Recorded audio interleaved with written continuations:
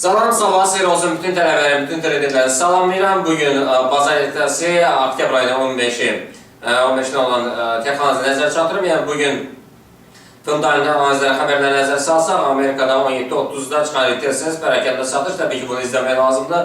Bu bazara güclü təsir göstərir hər zamanki kimi.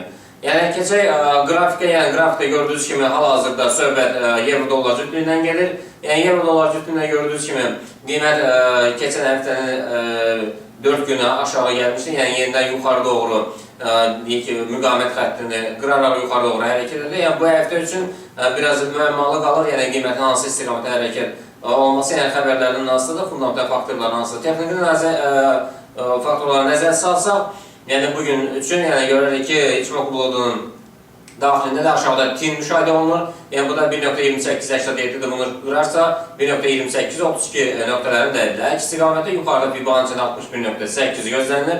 Bu da ki 1.2941-dir. Onu da yuxarı kəsərsə 1.2988-ə çatacaq. Yəni gəlin bu strategiya əsasında ikinci qrafiqə nəzər salaq. Yəni ikinci qrafikdə gördüyünüz kimi qiymət səhər saatlarında siqnal sel əməliyyatından olub, yəni 50 punkt aşağı gəlir.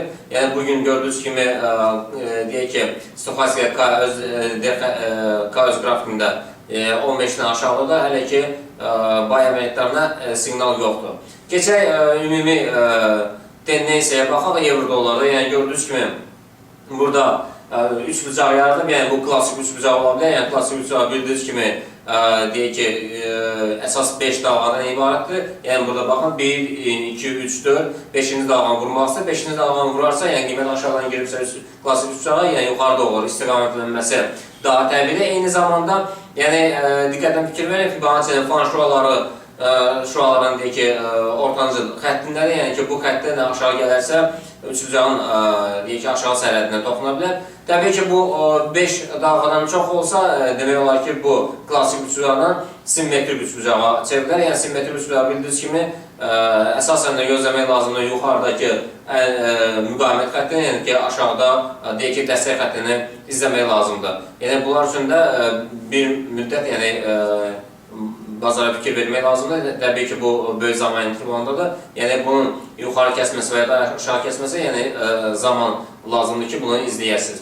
Keçək funt-dollar cütlüyündə, üzr istəyirəm, dollar-frank cütlüyündə, yəni dollar-frank cütlüyündə gördüyünüz kimi yenidən qiymət İçmək blodunun içindədir, yəni yuxarı gördüyünüz kimi tin var, bu tindən yuxarı kəsərsə, yəni təbii ki, qiymət tinə dəyəndən sonra əks istiqamətdə qayıdacaq. Bu da 0.9385-ə dəysə, əks istiqamətdə qayıdıb güc toplayaraq yenidən yuxarı doğru hərəkətini davam etdirə bilər. Əks istiqamətdə isə gördüyünüz kimi 0.9343 və Fibonacci sisteminin 61.8-nə qədər gəlib otura bilər. Keçək qızıla, yəni qızılda gördüyünüz kimi iti sürətlə düşmələr müşahidə olunur. Yəni bugünün dəstək xətti 1736-17 və 1721-33. Əks istiqamətdə isə iki müqavimət xətti var. Biri 1756-55, ikincisi Fibonacci sisteminin 61.8-nə təsadüf edir. Bu da deyək ki,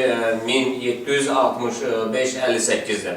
Neftə keçək, yəni neftə də gördüyünüz kimi hal-hazırda iti sürətlə aşağı doğru hərəkət edilməsi, təbii ki, bu yenidən əks istiqamətdə qayıtma ehtimalı ola bilər. Yəni burada 90.46-nı gözləyib bunu aşağı kəsərsə, təbii ki, bu nöqtəyə qədər gəlmə ehtimalı böyüdür. Buradan əks istiqamətdə yuxarı Fibonacci sisteminin 50-ci nöqtəsini dəyəcək, yəni bu da 91.70-dir. Onu da kəsərsə 92.89 olacaq. Diqqətə görə çox sağ olun.